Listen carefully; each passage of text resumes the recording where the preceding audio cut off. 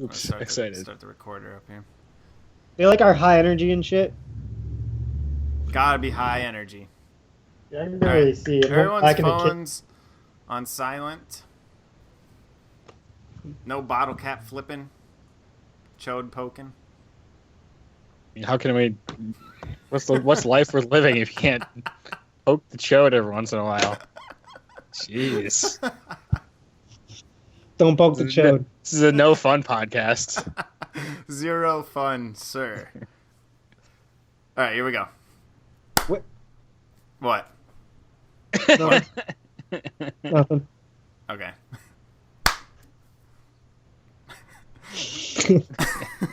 All right.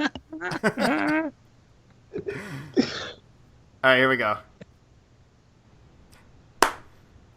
Welcome to episode 23 of Delta Halo. I am your host, Sergeant, and with me as always, we've got MattyIce and Cat back again after a good episode 22 and tons of community feedback this week. We're so excited to be here this week, so please hit subscribe and give us a rating and review in iTunes. We got some awesome stuff this past week. Just a shout out to the few people that have given us reviews: Traxaline, not quite sure how to say it, Raid the Roach, and Method 2007. My God, we found those today, and that literally was the best way to kick off a week on a Mondays, to see those reviews. So, I mean, we appreciate that so much, and it motivates us to keep going. And Kat was just saying it like made him so excited to get on and record tonight. So it truly does mean a lot to us. Yeah, it's kind of crazy how much this like got me excited. We got those reviews. You guys said we had like high energy. You like that we add the esports and stuff in there. And man, I was just so pumped to get back here. It's all I could think about all day while I was at work. So, I mean, and it's just awesome. You guys take the time to, I mean, it's not even just like small emails. You guys, and like reviews, you take the time to actually write a very in-depth, whatever message to us. It's awesome. Yeah. It means so much to us.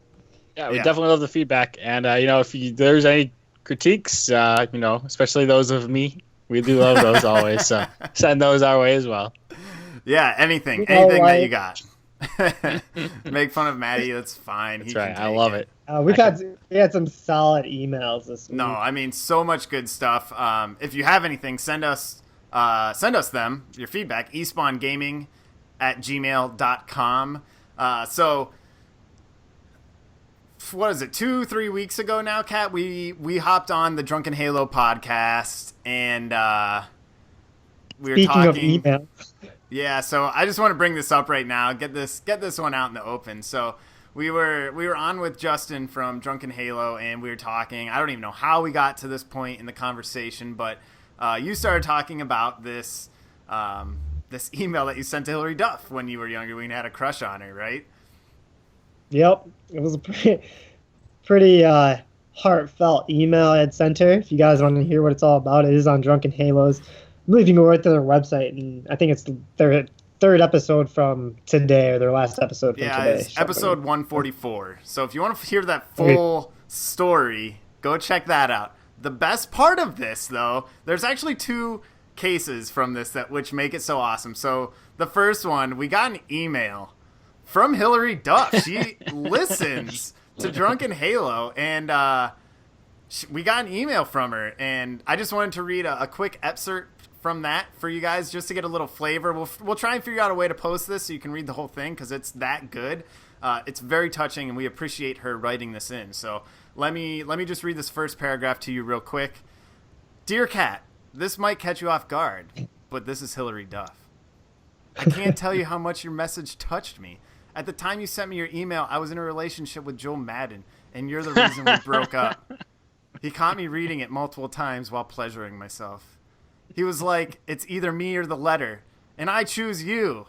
It's like you really knew me, the real me. After we broke up, I emailed you back in hopes that we could have a life together, and you never messaged me back. So I continued on living my life incomplete. A couple days ago, I was listening to my favorite podcast, Drunken Halo, and lo and behold, I heard your voice. I've been searching for you for so long, but since you called yourself Duff Boy Forever, didn't really help me know who you were. Why didn't you leave me your phone number? And that's all we've got from the first bit, and it's all gold. It's all that good. Duff Boy Forever. You can't make this up. I mean, Hillary, she's real. been looking for you, man. No, that was so funny when I opened that email. I sent it to you guys right away. I was so excited about it. Oh my god, so good. We love that stuff. Again, that's like so awesome. And if you wanted to see Kat, getting a little embarrassed hearing this note, catch the unedited footage of this podcast on YouTube at espawngaming, and everything from that and a little bit of the planning and a little bit of our talking afterwards will be up there. That'll probably be up on Wednesday this week, so Wednesday or Thursday, 2 days after we kind of post this up. So check that out, and be sure to follow us on Twitter at part_time_elite so that you can be caught up with everything that we put out, even aside from this podcast. I did recently learn that breaking up with her husband thing is real. That really did happen. Yeah. Because of you too. It was. So it could be true. Maybe she loves drunken Halo. It might be. I mean, she's probably just putting a few back, just like I don't want to drink alone. I might as well drink with these guys and listen to some Halo talk. Dude, it's going down just like that. It only makes sense. So So what have you guys been playing this week? You had much time to hop on Halo? a little bit. We played a little bit, a couple games here or there. I think with both of you guys separately. I don't think we ever played all of us together, did we? So.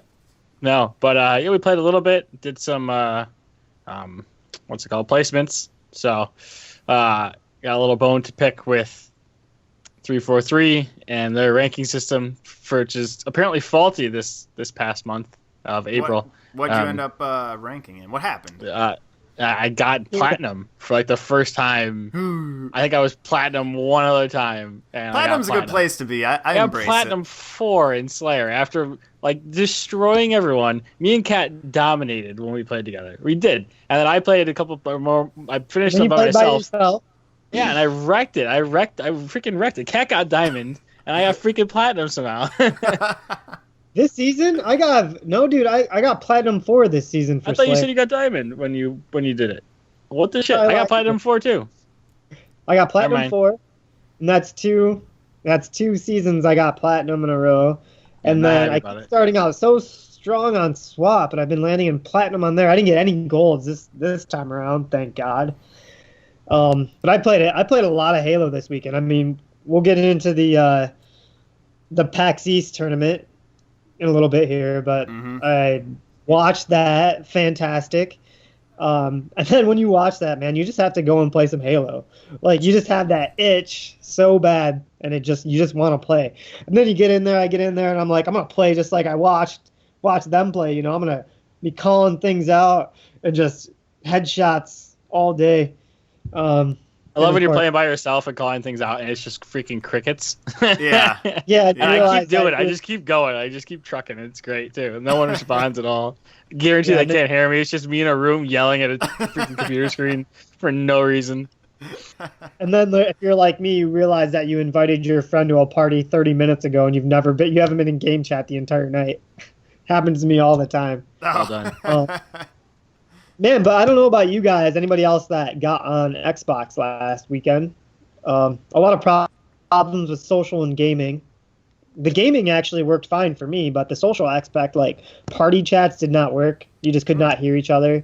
You could connect, but none of the lights around your gamer pick would light up, so it wasn't registering you were talking. Oh, yeah, happened to me twice last weekend. It kind of ruined my Sunday. So, after the PAX East tournament, I was just playing Halo by myself, just dropping into Slayer and just getting rolled, obviously. But I actually did play pretty good. You guys can check out some of my game clips. Yeah, well, pretty nasty clip, but nice. Kill Trotsky Snipe. It's on Twitter. Nice. You guys want it was nice. I haven't had too much time to play. I'm just trying to find an apartment and stuff, so been kind of busy with that. But Gotta live somewhere, I guess. I mean, it's overrated, but other than that, I didn't get any chance to play this weekend at all. So I was supposed to go for a walk. That didn't work out. Yeah, a walk to remember. A walk to remember. It did not happen. I honestly didn't get much time to play. Actually, any time to play. I was doing so much work outside doing landscaping. We did a ton of work just moving plants around, planting new stuff. We're reseeding the yard, so our dogs are pissed at us because they can't go out and run around now. So just doing some man stuff. Yeah, tons of man stuff. Yeah, sweating. Just getting a nice, getting jacked and tan out there, just doing man work. So did a lot of that, and got to play a little bit today before we hopped on the podcast, which was fun. I just love Halo 5. I mean, we talk about it all the time, but I just love hopping on there, playing one or two games here or there, even like one game before going to bed. Like, I don't even care. It's just so much fun to just play. I have such a good time. I haven't had this much fun playing a Halo game ever before, and I'm just loving the current state of it. Yeah, consistency. Because sorry, Kat, but I feel like the last games we would binge back and forth. We'd go at it for a while hard, then stop for a long time, then go back at it. On the last Halos. I feel like we're just consistently hanging out playing it.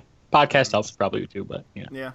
I've been binging it though. If you guys see, I literally work and then play Halo. That's pretty much what I do. Sergeant talking about his yard out here. Mine's to my knees right now. I haven't even went out there and looked at it. Gotta get the Halo in, I got the weed whacker going, but my lawnmower won't start, and I don't really want to weed whack my entire yard. So I just play Halo. It's a lot of whacking. Out there, my lawnmower fires up. And Matt, what were you gonna say about me going ham on Halo for the last couple weeks? I don't remember. I was gonna say. I thought you were playing ESL, Elder Scrolls Online. I did play some of that too. Usually I'll hop on that on like Wednesday because everyone's working, and then my one buddy that I work with is off on Wednesday. So nice. Well, you guys probably got up like an entire day of playing that game was probably like a quarter of a level because it's ridiculous and it's just ridiculous. First time's 2 XP if you ate the XP cake right now. So eat that XP cake. Eat XP special cakes. Special cake. The cake is a lie. But then I always end up playing Halo when you guys get home on Wednesday, or NHL, which we haven't been playing NHL as much. Downtown. We did play that quite a bit. Did play that quite a bit. All right. So back to Halo a little bit here. The fan question from last week. We talked a lot about you guys, the listeners, sending us feedback, and I mean, we got a bunch of answers for our question as well. Some right, some wrong, but we got answers from listener Traxaline, VBG, Raid the Roach, and Wayne Cantwell. And out of those 4, we've got 2 correct, and 2 of them also got the bonus question correct. So as a little refresh, the question was, where did Master Chief grow up before being abducted into the Spartan program? And the answer for that was Elysium City on Eridanos 2. And the bonus question, if you all remember, was from Kat, stating what movie did Kat quote in the last episode? Well, yeah, what movie did he quote in the episode last week? And so that answer was, what's that? What's the quote? Let's hear the quote. I don't remember which quote it was. It doesn't matter if you win by an inch or a mile. Winning's winning. Yeah. All right, so we had 2 people get both of those right, so you weren't eligible for the bonus question unless you got the first question right. So Raid the Roach and Wayne Cantwell, congratulations. You've both been awarded 2 points, and you are on the board. Beating both me and Matty. Yeah, you guys need to get some points going here. Congratulations, guys. So the movie was 50 Shades of Grey, right? Yeah. Kat loves 50 Shades of Grey. Oh, it is Fast and the Furious. Fast and the Furious, and you already heard the quote there, so congrats on getting those correct. Yep, Fast and the Furious. Number 1. Such a classic. All right, so... Peace. Yeah, wait, seriously. So we got some feedback. We got some feedback from our fans for our trivia. Just saying that the honor system may not be the best way to go to keep it fair and an actual scoring system, which we like everybody participating. That's really our main reason, just to get you to email us and participate and, interact with our show. Be a part of it. Be a part of it. Yeah, just be a part of it. We don't like cheaters. Yeah, we don't like cheaters, so you better not be cheating.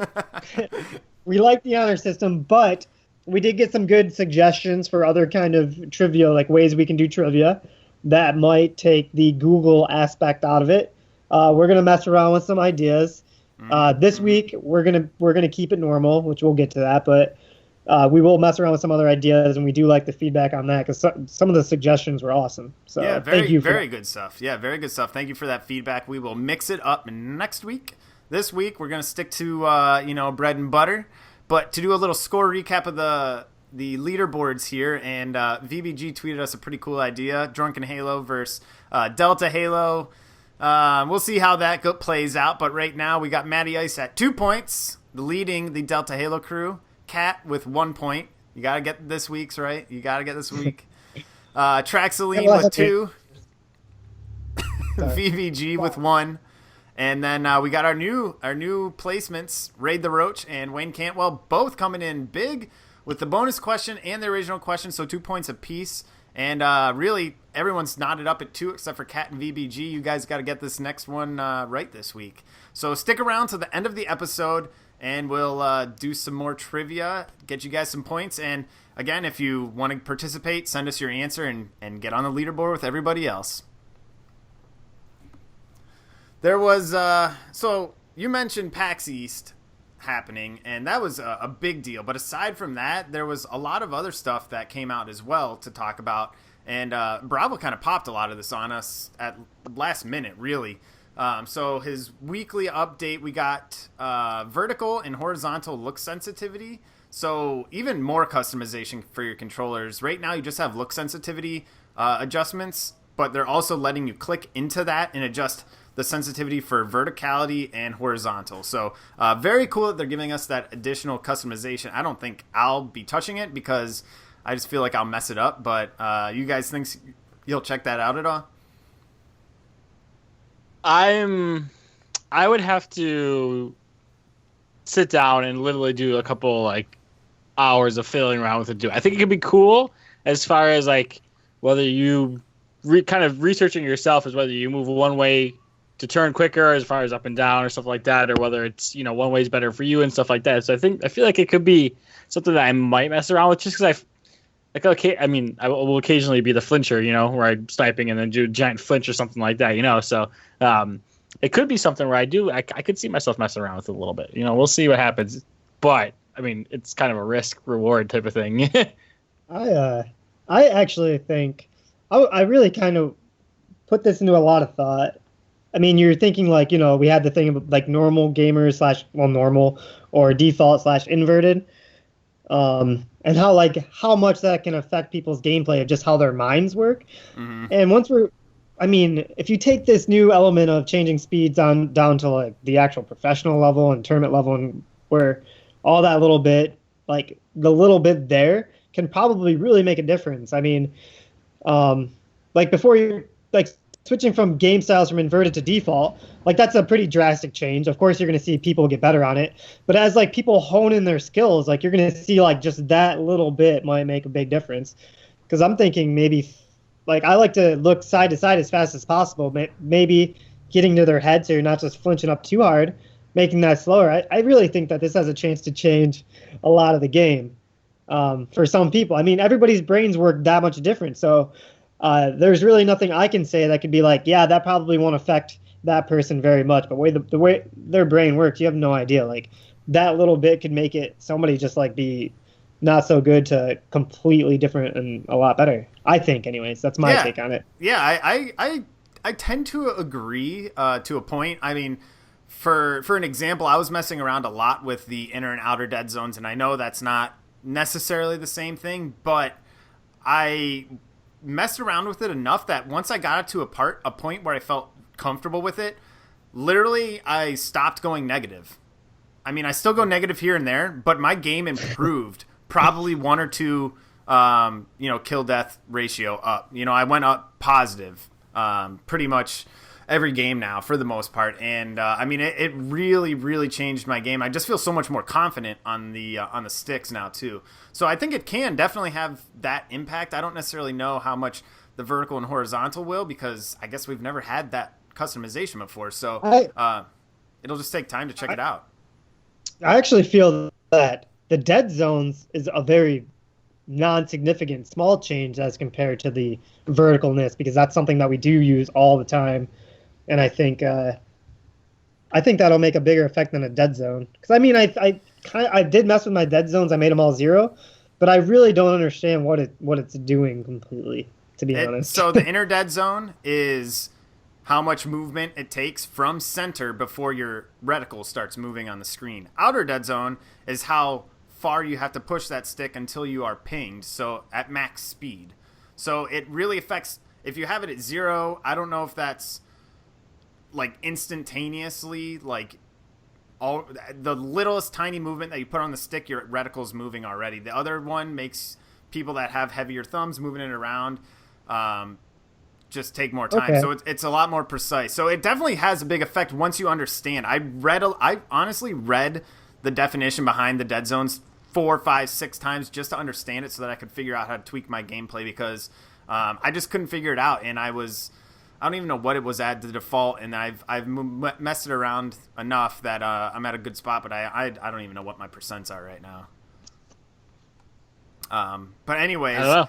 Yeah. Anyways, that's a really cool thing that they added. These are like the cool things that they just continue to dump into the game, and we're not even asking for necessarily. So one thing that we have been asking for, and this, the fact that they just dropped this on us, the Halo Waypoint file browser, what an amazing thing that they were kind of doing behind the scenes, and they finally given us. I know it would be perfect world to have it on in game, but the fact that they gave us on the browser, you still have the ability to go in, browse game clips, screenshots, forge maps, game modes that people make up, and then bookmark them, and they appear in your profile on Halo 5. So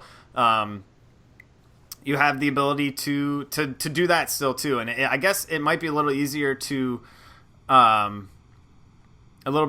browse everything with the file browser on desktop too. But gosh, I'm so excited for that. I'm so glad that they added it. Yeah, I think that's steps. Awesome. Yeah, they're well, you can tell they're listening. I mean, and it's cool that they didn't. I mean, it would have been cool, like you said, in game, but I mean, they didn't build that in game, so they did give it to us in a different way, going on the computer and doing it like that. And actually, it probably will be a lot easier, because we can be at like work and messing around and stuff like that and looking at it, just bookmarking it.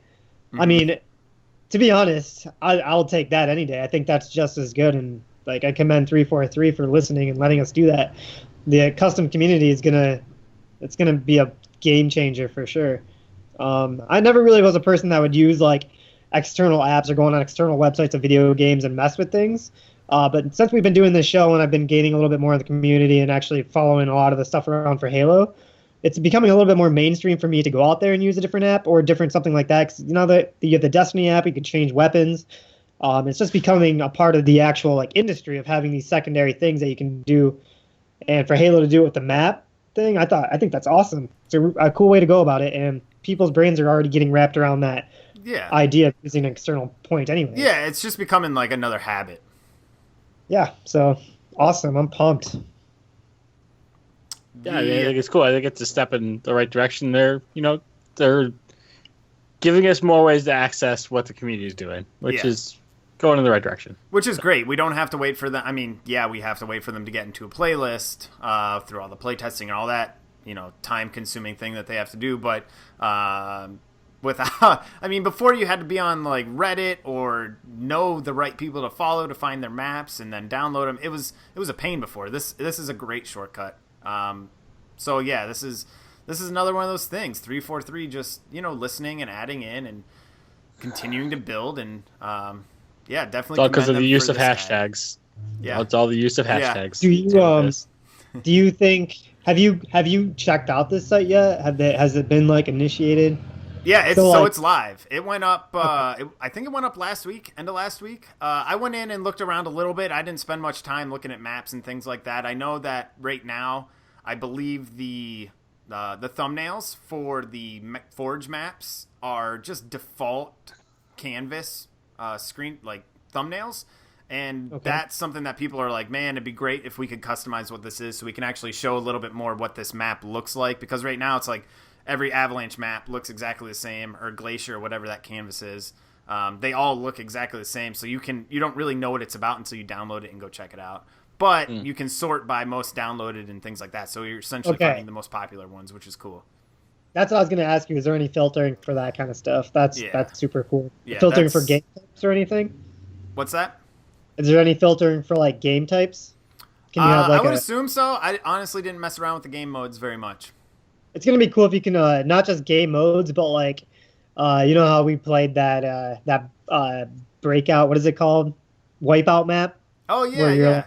Like that kind of stuff. If they just have like genre rated categories, like free jumping, or just like a jump map or a race map or something like that, I think that would be cool. 'Cause honestly, when I download custom maps like that, because unfortunately we don't really play too many custom games anymore. But those maps like that, I can just jump in. It's like a whole different game, not like Halo. I think that's awesome. I'm going to download a bunch of those Wipeout maps. Yeah, definitely. But that's super exciting. Yeah, and because of like the community coming up with all these cool things, so Infection was a community, like the favorite game type of the community for such a long time. We love it. We played it a bunch too. You guys played Halo 2 Zombies, right? Yeah. Yeah, that's where it came from. The community built the zombies and playing Foundations. Yeah, Foundation's the one I remember. Yeah, dude, held up in one of those corner rooms. You could jump on like the little bomb or tank and jump in the little space on the top of the room. Yeah, oh my god. That was on the honor system, man. If you died, you became a zombie. And it worked really well. Because, like, I mean, if you were just the right mod or room leader, you just boot the people that weren't playing.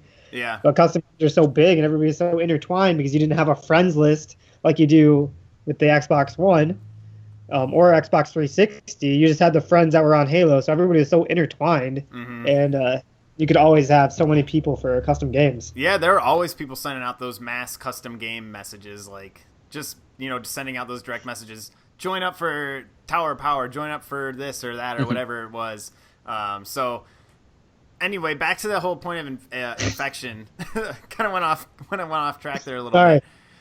So back to Infection.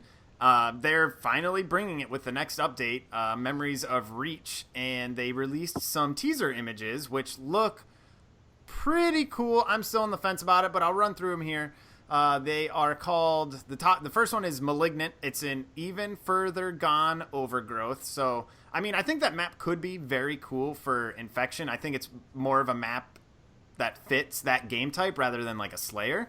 The next one is Nerve Center. It's a post-apocalyptic plaza, so it features a variety of cages, crates, ramps, busted metal.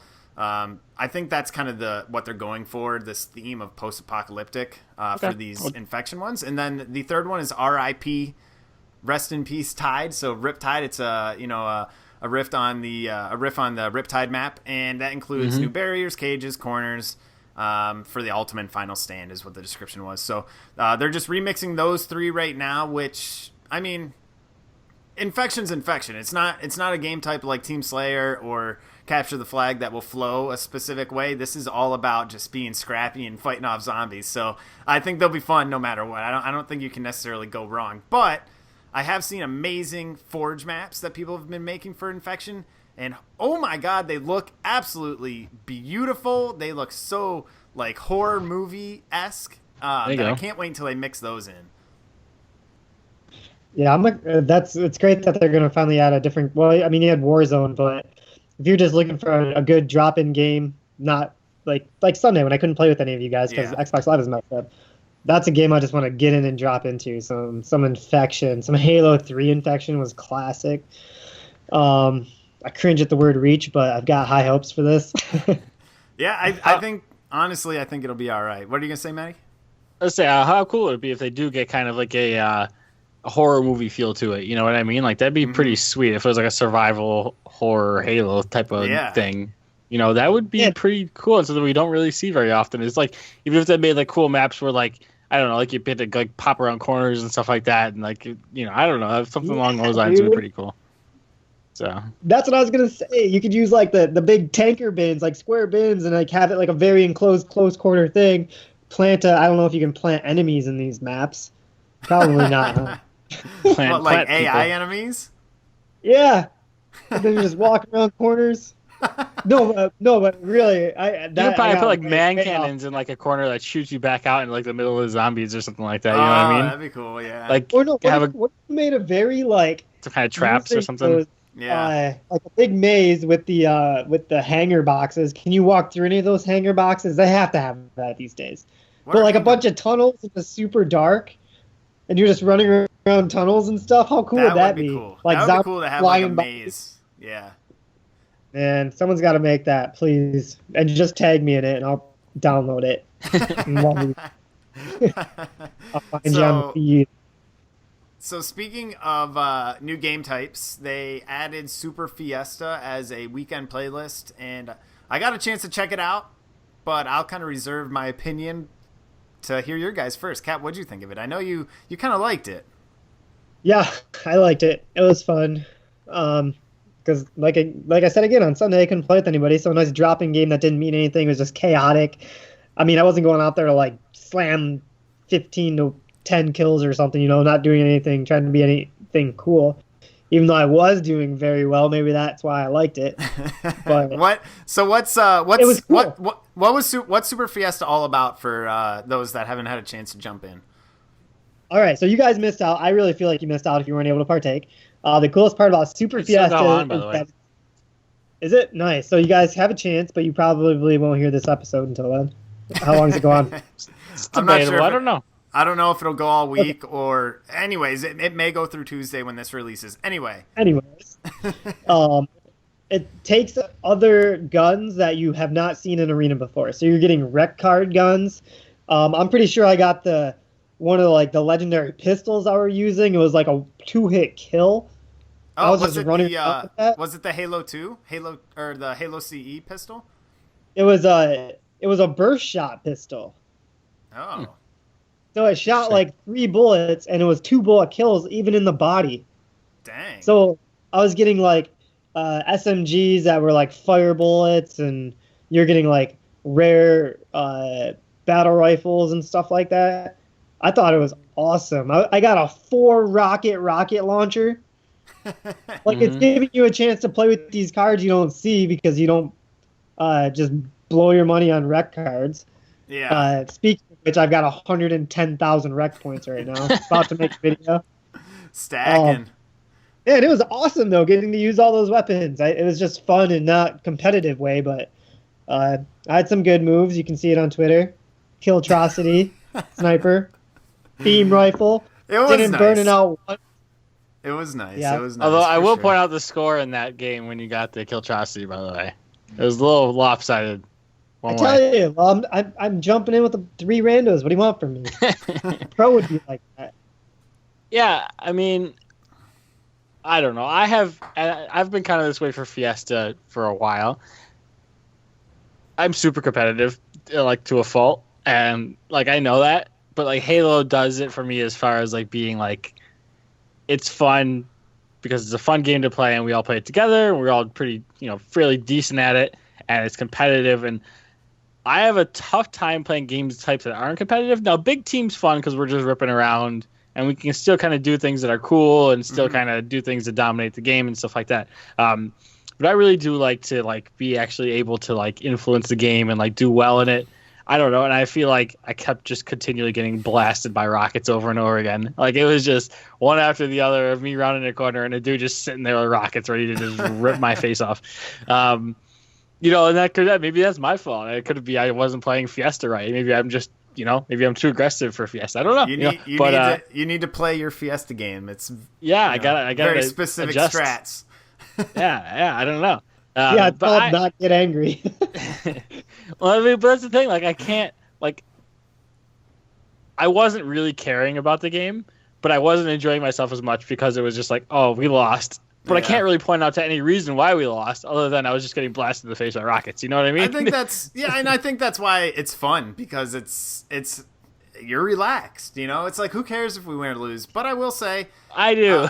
Well, yeah. I mean, you just went through the whole spiel, but you and I played 2 or 3 matches before we hopped on here, and those are my only 3 that I've played of Super Fiesta, and I had a ton of fun playing it. I hope it doesn't go away anytime soon, because one, I think I was tops on my team 2 out of the 3 times, so leading the way, killing it, and gosh, some of those weapons are so much fun, and I will never get to use them in Warzone because I never get the cards. I never get the rec cards. I can't even think of what the cool ones were right now, but the saw.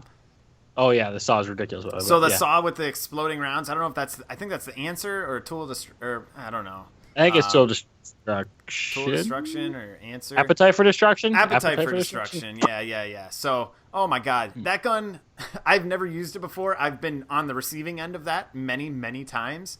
But we were on the rig, and I was in the White Hall. Came around the side looking over BR base, and I was ripping people down across BR base on that far catwalk. I mean, it was insane. That thing is so much fun to use. That's probably the one that stands out in my head the most, but I mean, so many of those weapons are fun, and I love it because, God, I'm so excited about a Fiesta game. I wouldn't be this excited for regular Fiesta. The Super Fiesta is the way it needs to be. I wouldn't even play regular Fiesta. It's basically whoever gets rockets wins. Yeah, exactly. Can I point out it'd be sweet to have a easier way of identifying what weapon we had, type of thing. Now you can see them when they're on the ground. You can kind of pick them up, like, oh, that has a name. That weapon looks cool. But like, I wish when you switch or something like that, line it up, switching weapons. If it was showed up as what the name of the weapon was, so I could be like, oh, sweet, that's that thing's awesome. I want to look out for that in a rec pack. Yeah. I totally agree and I was reading a Reddit post today talking about people not using the weapons correctly. They're like, if you get this, do this because it has this benefit. And I was thinking to myself, no one knows what they're getting half the time. So how do they know how to use it properly? Like the Prophet's Bane automatically gives you camo if you're not like sprinting around. If you're just moving normally, it automatically gives you camo. But how do you know that unless you've used it before? And I literally constantly sprint everywhere. So yeah, exactly. So I think that's something, at least just at the bottom right corner pop up what you have. I mean, it's the freaking Spartan's heads-up display. It should tell you what they're wielding, essentially. So I don't think that's a big deal, and hopefully if they get that feedback, they can add it in if it's a permanent playlist. Sure. There was a lot going on this weekend as far as professional Halo is concerned, and before we talk about the PAX East tournament, the first qualifier for Halo Pro League, there was another roster set. This is the only update that I've seen out of what we talked about last week with all the other teams being set up. Team Allegiance, the craziest, I mean, all the controversy was around them, so it's funny that they finally got their roster locked in, because PAX East, each of the 4 teams had an ex-member of Team Allegiance from last season on them. So Team Allegiance going into this season is going to be Contra and Predevinator, 2 guys from Denial, Ryanoob and Goofy, and I'm not quite sure which team they came from. But, I mean, we'll see how that works out for 4 solid players. I mean, it really comes down to is the team good enough to be number 2 behind CLG? Are they able to take down the top dogs? Because you got to have an all-star roster to do that. Go ahead. No, it's tough, and actually, I think this may be a point that we can talk about as going forward, maybe in a couple of months or whatever, as the Pro League goes on and stuff like that, and they get into the next couple of tournaments and stuff. Mm-hmm. As far as like the team name against what the players are, type of thing, and whether like if you look at something like League of Legends, a team can actually like sell their spot to a different person, and like they get into the top ladder, the top league in League of Legends, despite not playing in the qualifier or the Challenger League at all. So as you look into Halo, that's something we can look for. So you get Allegiance as a name, but for all rights, they're not the team that was what they were last, last couple of tournaments and this whole year. So it'll be interesting to see how they work out the whole thing with the team versus players versus what the name means to anything else. So anyways, just an aside, but yeah. That's cool. I had no idea that was a thing. So you're saying that the Team Allegiance team name already got invited into the brackets, or did they get automatically admitted? That's just an example he was using. Right. So they're not automatically in, right? No, but I mean, you look at they still have the name and stuff like that, so they still have standing, and I mean, you're more likely to be unknown on that team and get better stuff going forward. But as you look and say as we go into the Pro League, so this is completely kind of an aside at this point, but going into the Pro League, if you look at the Pro League versus Challenger League and the bottom two teams, the top two teams playing each other and stuff like that, what happens if the Challenger team plays their way in to the Pro League and then players leave and stuff like that happens? How do you does it just stay with the team name? Interesting, because it's not the same roster that just played their way into the Pro League, so right, or maybe the roster has to lock or something like that. Maybe they have but this is completely aside from anything we've been talking about, but maybe something like if you look at in soccer where they have professional soccer, they have the transfer windows and stuff like that. Maybe they'll have something along those lines. But they definitely, I think they'll definitely need to get something like that. Yeah, it's crazy how you look. 'Cause I mean, like, a lot of onlookers onto this esports gaming and stuff like that, they really do look at team names, other than like the real hardcore fans that are out there paying attention to like actual team players that are on the team, like actual names of the players, which I'm glad like shows like ours were out there pushing actual players instead of the team names, so getting a lot more recognized in player names. But you got to watch that, because I mean, if you get on Allegiance, like your Allegiance, your Team Allegiance, like people already know Allegiance is great. Even though if you suck and you got put on Allegiance anyways, you're still Team Allegiance. So it's going to be interesting to see how names and stuff play out, because teams are so small, rosters change so quickly as we've been seeing.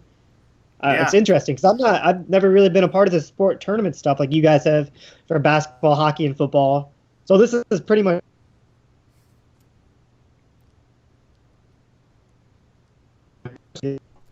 for how other people are looking at that are just becoming into like this sporting stuff. Hold on, we gotta go back. You lagged for about 5 seconds. Oh man, where did I go? You were talking about football, hockey tournaments. This is your first thing. Hold on. Football, hockey, basketball, and then out back in. All right. When I clap, you can start up again. What am I saying? Talk about what you were just saying about like this is your first like tournament thing. Okay. You've never been into like anything like football, hockey. All right, so this is my real tournament thing. Like, you guys have always been in like the sports stuff, like football, hockey, tournament brackets like that, and you guys know how like the team works with all of that. So using me as the control, not really knowing any of that, jumping into this whole like tournament team aspect of and how players are traded and stuff like that. It's overwhelming to me to see it. I don't know how this is going to play out. I don't know how it works with the team names and stuff like that. So, I mean, as a beginning person like this, it's crazy to me. And I think our show, like even listening to you guys about it, really helps me understand how it's working. So it's all different and changing for esports though too, which is weird. Esports as a whole thing is kind of evolving with this kind of thing. When you get physical, traditional sports, we'll call them, there's set cities and there's other barriers to it. And you look at esports, there's less barriers as far as creating a team and stuff like that. So it's going to be interesting to see how the teams form out as far as, sponsorship teams and stuff like that. So yeah, that's a whole, I think that may be a whole different, weekly intel we do, but it's definitely an evolving thing and it should be fun to watch. So. Yeah, so speaking of the organization, so Team Allegiance was not a part of this first qualified tournament. The 4 teams that were, so PAX East just occurred in Boston this past weekend. It's a huge gaming convention. There's developers. Anything that you can think of gaming-wise happens there. And this is, leading up to E3 and a lot of the other big events that are coming up. So PAX East happened. And there was the first qualifier for the Pro League, the top team that won PAX East automatically got a spot in the Pro League that's coming up this summer. So the 4 organizations that were in it were EG, so Evil Geniuses, Envious, Optic Gaming, and Enigma 6. So 4 teams that, I mean, aside from Evil Geniuses, the other 3 had really big shakeups and were pretty unknown coming into this game of as far as how their skill was going to play out, how they were going to perform against a team like Evil Geniuses that we knew were going to be a top dog, especially since they picked up Suspector, who's a solid fit for their team. So final standings, we'll just roll through this real quick because there's so much to talk about from this tournament that happened. But what ended up going down in this double elimination tournament, which is awesome, and that's going to be moving forward.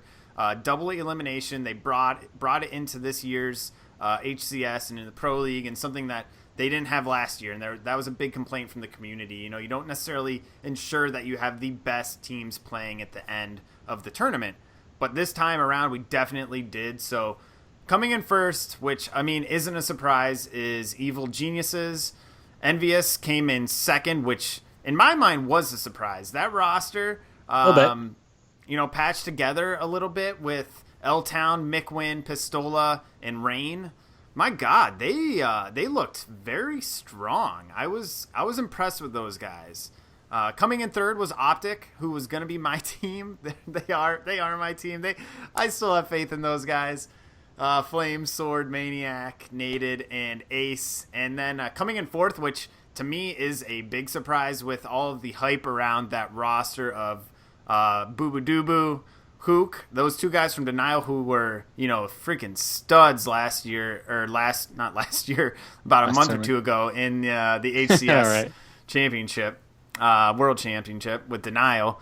So those 2 guys ended up leaving, sticking together. Strongside, MC Strongside was on the panel talking about these 2 guys, and he said he had experience kind of being in their situation back when he was with Final Boss. And what ended up happening when he was playing is they let go of Walshy. It was either, he could stick with him and they could find another org to play with, or they were going to let go of Walshy and he could stay on Final Boss. And he kind of regrets. He said if he could go back and change one thing, he'd stick with Walshy and he'd play the 2 duo. So he kind of gave that advice as a vet to Boo Boo and Hook and said, you know what, this is what I did and I would have done it differently. And I think, they took his advice and they're sticking together, and they picked up Kratos and Shooter from Winter Fox. So it's, a roster that could have a ton of potential. They looked so out of sync, as did Optic at times. So, I mean, those guys coming back in the next qualifier, you got to look for them to have a big showing. So, Kat, I know you had a chance to watch a lot of this. Were there any surprises to you? I mean, I'll kind of go through it. I guess E6 with Hook and a Hubu Dubu and Kratos and Shooter, I got the ending of theirs where, I mean, Hook and Hubu Dubu were really holding their own. I mean, you can tell that they're playing well. You got Boo Boo Dubu, Kat, not Hubu. Hubu Dubu. That's their duo name. People call them together Hubu Dubu. Oh, okay. That's what I have written down here. All right, because it's such a crazy name. It's hard to honestly, I had to look it up for 3 times now to even try to get it remotely right. So Boo Boo, take my Dubu. Boo Boo Dubu. Boo Boo Dubu. Okay, that's the pair. Well, they did really good. Kratos and Shooter. I mean, the game that I saw, basically we're just bringing them down. Very chaotic. They worked well together. They really didn't work well with them. Honestly, I didn't see any teamwork out of that team. They just looked completely out of sync. There was no cohesion, no chemistry. And I mean, yeah, they had good Slayer stats, but they didn't show up. I mean, they couldn't play objectives to save their life. Yeah. It's going to take time. I only saw the last couple, so I didn't really get too much into it. That's what I saw. I mean, that's the thing. They're definitely going to take... It's going to take time for them to get chemistry. Same thing with Optic. Sorry, I don't mean to cut in here, but I mean, the same thing with Optic. Those guys, it's a team of vets with, Flamesword, he's been around for a long time. Nated, of course, Ace, and Maniac. Those 4 guys... I mean, it's not necessarily an excuse because Envious and Enigma 6 had the same thing, but it's just going to take time to get the chemistry together because you saw flashes of it with Optic, I have to say, where when it came down to the objective game types, man, they played great. Yes, in their elimination round, they got swept. They got swept by EG and then got swept by Envious. But they beat Enigma 6 3-1, and the 3 that they won against Enigma 6, they look strong in all those objective game types. That is what they do. They're not necessarily the strongest slayers, and they're going to need to work on that part of their game. Yeah, I mean, they are pretty Sorry, okay, your picture froze for a little bit. You're doing like an eye roll thing going on. Got me off. That's funny. Okay, so with Optic Gaming, I had a little bit higher expectations for them. I think as well everybody else. They are new, so I guess you got to give them that. I guess that's going to be your excuse for the rest of the night. They're fresh teams. They were. I did see at times that they were definitely strong. They didn't seem very motivated. Like you can see in some of my tweets that they just didn't have as much energy as I expected. You can tell once they got down, they just kind of gave up. I mean, you can tell even in their listen-ins, it just wasn't as exciting as I figured they would be. A lot more motivated. Team Envious, definitely the surprise of the night. I honestly came out with 2 of probably my favorite players so far. L-Town, he's your fave. Wrong. Wrong. I'm glad he's on this team. He did play well. I was talking to Sargent over here that this is the first time I actually witnessed L-Town play legitimately. He was doing good. So he was. I guess the thing is, I think you were getting Kratos and L-Town mixed up on Allegiance because L-Town had some very good games for Allegiance as well. But I mean, to your point, he played great in this tournament. I mean, the chemistry they had on that team was something that you would expect them to be together for a lot longer than they were. Yeah, and then my favorite out of them is definitely Mikwin. The reason I like Mikwin is because he's a really Twitch kind of gamer, and like the way he moves his sticks like feels like the way that I'm playing the game. So I can really relate to how he plays. Obviously not as good, but just the way that he plays, I like it. And then Pistola, which the Golden Boy absolutely loved him during the cast. Just like, oh man, Pistola is back. He's back, the wizard. Yeah. And just how much fun they were having when they did, like, I liked how they were showing so much of the actual team cam. And, like, that kid was having a blast. He made me pumped just to watch of how much fun and how happy that kid was of how he was playing. That's a great point. They were very relaxed, loose, just having fun being there. And that was so awesome to see because some of those teams get uptight. Optic, like you mentioned, they were looking, the energy was a little bit lower. Nate had even stated in the game interview prior to their match with Enigma 6, he said, we're just going to see how this goes. We just threw this team together. He wasn't really completely into it. So for me, that was kind of a big sign. I was expecting him to be a little bit more intense. So I'm hoping going forward that he really brings that energy. But Envy, those guys were having a good time. They're happy to be there, and it showed in the way they played. They were, man. I liked how they were showing EG and Envious next to each other. You got EG professional, you got these sweet jerseys on, almost got a CLG feeling to them while playing Envious because you got Envious in. I mean, the kid's wearing a beanie. I mean, they're just all different, not so like formal. And I always have the underdog stories. So I just feel like they're coming in out of random parts of whatever they're doing to get to where they are. It got me excited for that aspect. I'm not sure they're an underdog story necessarily. I mean, they're really not. Good team. It's the look of it. It was literally the aesthetics of them having jerseys and them like not looking as official. I don't know why, but I liked it. I don't mind that EG looks official. I have nothing against EG. EG's one of my favorite teams, so it's not like a CLG versus an EG feeling, but I mean just EG looking so official versus these guys looking not, and these guys giving them such a run for their money. I mean, you're 2-2 at the final match. They were actually 2-1 over Evil Geniuses, correct, on game 3? I think so. Because they jumped back and forth. and then they answered right back, and then EG took it the next 2 to win. But I mean, just to give Evil Geniuses a very strong. I mean, because you have Roy, Lunchbox, Snipe down. They played the whole last season together, only adding one new face into the team. Whereas Envious is pretty new. I mean, you got L-Town, you got Rain. Honestly, I've never really knew about Mickwin and Pistola before this. For them to go so far in this, that's awesome. Well, Mickwin and Pistola were on the same team. They were on Envious last year together. They had Ogre 2 and Arcanum. They dropped Ogre 2 and Arcanum and picked up L-Town and Rain. So Pistola and Mickwin, they played great last year together, I will say. I think they definitely did drop the 2 weaker links from their team. But Matty, what do you thought? What are your thoughts on this? No, I think that, when you look at got EG yet. When you look at Optic Gaming, we'll get there. When you look at Optic, I think you're getting is exactly what you expect. That was exactly what you should expect out of them. Considering, I'm pretty sure it's exactly what they expected going into that little tournament.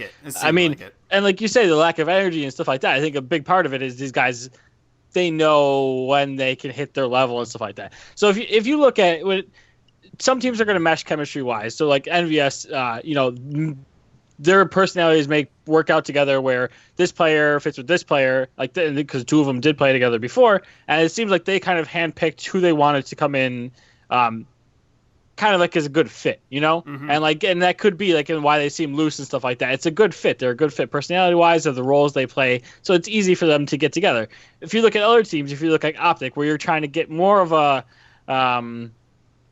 I don't know, more like a superstar roster, all-star roster together type of thing, Mm-hmm. That's where you're going to have personalities that potentially clash, players that have played similar roles to each other in past teams and stuff like that are trying to change, and that's going to take time. And I bet you with something like when you're talking low energy, all I could think of was I bet you that's them scrimming before PAX. I bet you they scrimmed before PAX, saw what we saw at PAX, and knew that that's kind of like how it was going to be now. So they're probably just working on things, probably just going forward, looking at it. And I think it's to be expected with that type of team getting together. You see it in other sports, you see it in other esports all the time. And in League of Legends esports, you would see it consistent. I mean, this past year, you saw it with a bunch of different teams. The one team was like an all-star team that glued together perfectly, and they freaking ran away with everything. In League of Legends, the other team was an all-star team put together, and they struggled for the first 5 games. They were terrible, and then they picked it up and they got together and they steamrolled. So I think that's what you're looking for from Optic. So I would kind of hesitate to go into despair mode with them. See what happens when they get some scrims. Yeah, great point. But. So, Kat, I know you are itching to talk about EG here. So. My question, so they came out on top. They have their berth into the Pro League. Once they got rolling, they were strong, very, very strong. Back to the EG that we know and love. So my question is, from this one tournament, are they back in form? Are they back to where they were when they had Lethal? Are they a team that can contend with CLG? And is the Spectre that fit that they needed? Is that the aggressive player that they needed? Because commonly may not have been the right fit. It was a rushed pick, but is the Spectre their guy? I mean, gosh, if anybody that tuned into it can tell you that EG fans are excited for Spectre. I mean, without a doubt, the kid brought his A game. At the final match, where the pressure was on, this kid shined. You had, oh my gosh, in the final match, I think it was the final match. Well, anyways, you had the Kill-tacular at the end. Yeah, it was the end. The that was Kill-tacular insane. at the end. That was insane. Holy cow! I mean, you're in a pro league game, getting your entrance into the next round where you want to be, and you come out with an overkill at the last little bit. I mean, throughout Slayer, the kid's a Slayer player. His Slayer, what I know, is Slayer is a strong suit. He's a killer. His aim is awesome, and with the rest of the EG team, I mean, they were really solid with gameplay, with strongholds and capture the flag, gameplays like that. Now you're adding Spectre in. It's a really strong Slayer player Do you like my hands going together? No, Can you see you're that? calling this poor kid Spectre. He's suspect. Suspector. Spectre. God, I'm gonna be the worst with names on this Let him show. go. He's rolling. All right, so He's just Suspector. excited. I have one point that I gotta say as far as pressure goes, and yes, he stepped up big, and I mean that kill tack was unbelievable, especially coming into a fresh team like that. But I mean, he was in the World Finals last year. You know, he was with Team Allegiance in the World Finals. He knows the big stage. He knows the pressure. He's been there. So I'm not surprised at all that he came in and did what he did. What I am most surprised about is the way that he fit with Lunchbox, Snipedown, and Roy. And man, I think they are as strong as they've ever been. At least it looks right now. As long as they can get those slow starts out of the way, that was their big issue. They were starting slow in each round, maybe dropping the first two for maybe 2 or 3 times. And once they get that out of the system, I mean, they're into the pro league, so they're good to go now. But just come out hot every time. They're looking good. Lunchbox was looking good. Roy was looking good. I mean, they're playing to their strengths. If you're a flag grabber, you're not worried about your stats. You're worried about getting the flag. You're just worried about winning. I mean, even the announcers mentioned that during the tournament. They're gonna, I think, if they can play like they're playing tonight and just keep on practicing and zoning in, CLG has something to worry about.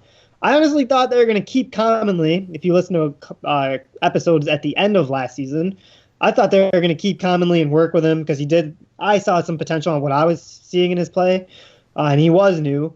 But man, they dropped him right out and got Suspector like right in, and it was a good move. Good, yeah, absolutely. So Golden Boy, I don't know what this guy was on casting this during PAX. He was definitely I don't know, saying some questionable things and just really going off for no reason on a lot of stuff. It was just very cringeworthy. So in particular, he starts calling out Commonly being too passive, and he sits back too much. They wanted to Suspector because he's aggressive. And so after the tournament was over, I don't know if it was Roy or Lunchbox tweeted Commonly, and they're like, this is not about a single player. This was not a fit. There was no chemistry, you know, like the chemistry may not have been where it could have been since we picked up Suspector. So they were just like, they threw so much onto you, which it shouldn't have been primarily about the way you played. You know, this is a team thing. We didn't mesh well all together. This is not your fault. And, you know, you're a great player in your own right. You just need to find the right fit. And that's completely what it is. So, yeah, and I think Suspector, or not Suspector, Commonly being on Renegades this year could be a very good fit for him. I think he's amongst a team that he can play to his strengths and play his style. And same with the Suspector. I mean, he's just another cog in that machine right now, and they're rolling. So I noticed something quite a lot. I don't know if you guys noticed these very little details, but there were some glitches that these players were taking advantage of. So the one is the instant power-up pickup. I don't know if you noticed that one. And then Snipedown took advantage of the long flag throw on Fathom, where you can kind of run up on one of those, I don't even know what they are, one of those platforms out front of the base. It's red or blue base. And it like glitches and flies further than if you just juggled it. So I'm curious to hear what you guys think about using those little pieces to your advantage when maybe, I mean, honestly, they're in the game, and if 343 doesn't want them to be used, they got to fix it and patch it out. But I'm just curious what you guys think about using those in a tournament atmosphere like that. I mean, I'm a Halo 2 player at heart. Those glitches made the game. No, dude, I think you should have been like super jumping and all of that. But I mean, like double shooting and stuff. Not what we want. Double shooting could be totally in it, completely in it. I mean, yeah, why not? Those things don't seem like too crazy, and you have to actually execute them very precisely in order to pull it off. So I mean, I'm okay with it. I mean, if they want to patch it, fine. I guess that works. But really, using those like precise glitches like that, it's cool. It's like a Hail Mary, man. Like you just got that one awesome lucky glitch play. But it has like, you set it up. It has to be like a Hail like Mary, though. Like, it can't be like something that's easy to do. You know what I mean? It has to be. If it's a glitch that you could do every single time, and like the pros could do every single time, then it's an issue. And then you're in a situation where it's just them doing glitches the whole time. I can't imagine that's gonna be fun for anyone. You know, maybe it will be. I don't know. But why not just add that feature in if if it's going to be that way. But if it's something like you said, like if it's a Hail Mary thing, like if there's a good chance you're not going to hit it right, and it's just going to like fall on your face or something like that, then that's fine. You know, if it's something where it's like, oh, we need to get this across the map quickly, I'm going to take a chance that, you know, I'm going to actually execute this, and it's difficult to do, and it takes the right timing and execution, then that's whatever. That's fine. As long as everyone's going to know about it, everyone's going to know how to do it. But as long as it's at least fairly difficult, I guess. I guess it. Yeah, if it adds to the gaming, like that actually kind of adds to the game, something cool like that. Like I saw some jumps on Truth I've never seen before, and I'm pretty sure a lot of people didn't see that. Like they're using boost slide jumps and now, like those were going awesome. like and bouncing off things. Like that's cool. I mean, that's technically kind of a glitch. They didn't make it so you could jump up there. You're just getting it. So glitches like that add to the gameplay, all for. But yeah, you're right. If it's a glitch that's really gonna down the gameplay and bore it and ruin it and make it not fair, then no, I don't think you should use that. So I guess there is a fine line. I do like glitches. I don't like game breaking glitches. Yeah, that's a great point. That's a great point. Those jumps are cool, man. Those are really cool. They were throwing out some very, very cool things like that. And I will point out one jump that they do all the time on Fathom. I don't know if you've tried it before, but trying to get from bottom mid to top mid, you do that little crouch jump on that slanted ledge and then clamber up. That is probably one of the hardest jumps to do, and they do it every single time and make it look like literally time. I've done it one time in real gameplay, but I started a custom game just to try it too, and I fall in the pit like 9 times out of 10, or like maybe even more than that. That jump is super hard. Why do they make it look so easy? I don't know. Yeah, I was getting into it. I'm playing. I'm like, I'm gonna make that not gonna happen. I'm gonna say they make it look easy because they spend as much time doing that jump as we probably do playing, like totally. So no, they spend as much time trying that single jump as they do at us at our jobs, 40 hours a week or more. That is their job, so that's good job. Nice work, guys. Good job. Job well done. All right. I mean, PAX East was a great first tournament for this next season leading up into Pro League, and can't wait to see what's to come in the next qualifiers that are going to be leading up to Pro League. But a big thing that really caught my attention today, and it really still revolves around esports, and we'll kind of lean into it from a Halo perspective, but it's really the big money from sponsors getting involved in esports and how that is going to impact the sport and what types of sponsors belong, which ones don't. I think there's many sides to it. So that's going to be the topic for the weekly intel this week. Don't go anywhere. We will be right back to tackle that issue. I actually want to just end on this because we were doing the PAX. I'm sorry. This is really good. Sorry. So you're like, we're looking for things to come. So we do like exciting things to come. I actually have the list of things right here that are coming up. So we have something to look out for. Because we got done with the PAX LAN. What's going to be up next is the invite-only qualifier, which is April 30th. 16 teams will be invited, and these teams are actually going to be based on the Halo World Championship placings, as well as some... never mind. So it's going to be placings on the Halo World Championship placings. The top 8 teams from the qualifier will advance to the May 8th LAN tournament. So... and the LAN tournament's going to be pretty sweet. It's going to be the top teams, 4 teams from the online qualifier, and the top 4 teams from this LAN will actually secure their HCS Pro League spots. Now that's exciting. But May 14th and 15th, the open qualifiers. This is what I wanted to get to. These tournaments will be open to all competitors. So you'll be able to get your team together. They're online qualifiers, and you can actually bring yourself from you listening to our podcast to being a part of this amazing Halo Championship Series. So we do have some exciting things. It does go on from there, but those are the beginning things that we have to look forward to. So keep your eye out for those. Sorry, that's what I wanted to end on. We talked all about that last week. We did? Yeah, we talked through all of that in very great detail last week. Well, fuck. You should have stopped me. I'll leave this part in the video. Well, fuck. Nice work, Cat. Damn it. This is the hard things of doing. You can feel it. You can feel that energy. It's good. We like it. Shit. No. You're all over going. it. Get going. All right. Weekly intel. I'm going to lead us in here. Oh, damn it. You're gonna get your spotlight. It's gonna be in the video. We'll keep all this rolling. I was all pumped on that. I know you were. Man. Anyways. Weekly intel for this week. Thanks for sticking with us, guys. We're really excited for this topic. There was some big news that came out today that Bud Light, the beer company, obviously everyone knows Bud Light, is getting involved in esports. They are really, in my mind, one of the first big sponsors outside of first big brands outside of the endemics to gaming to get involved in esports. They're seeing the opportunity that maybe some are cautious to get involved in, or some haven't figured out the right way to get involved in. But Bud Light is doing like a fan vote MVP type deal. So they're getting in, and at DreamHack Austin, they're going to announce a list of top players across Counter-Strike Go, Dota 2, Hearthstone, and Heroes of the Storm.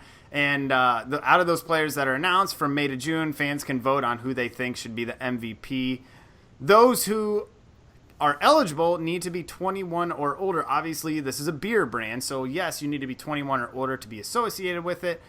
But thinking about who all of the pro esports players are, gosh, there's got to be a big majority that are not 21 yet, and making some of those great players ineligible for this award. In my mind, doesn't necessarily make sense. I mean, they threw in this piece of data from a recent survey conducted by PricewaterhouseCoopers, stating that 2/3, 68% of those under the age of 35 have watched a competitive video game. But that's not the same as being a pro and participating. You know, yes, there's a vast majority of people under 35 that watch, but to be over 21, have to be eligible for this. I don't know if this makes sense. And in my mind, I don't think it does, but I want to ask you guys, and even past that, do brands like this, do alcohol brands, do cigarette, things like that, do those types of brands belong in the space? Yeah, they might be a little bit more bold and they have a ton of money to throw around, but do they belong in esports and sponsoring these things? Obviously, we can't restrict it because money is money and money talks, and they're obviously going to be in it at some point. But aside from that, what do you think about Bud Light getting involved in esports? Just first and foremost, I think it's a yes. They have a place in it. They belong in it.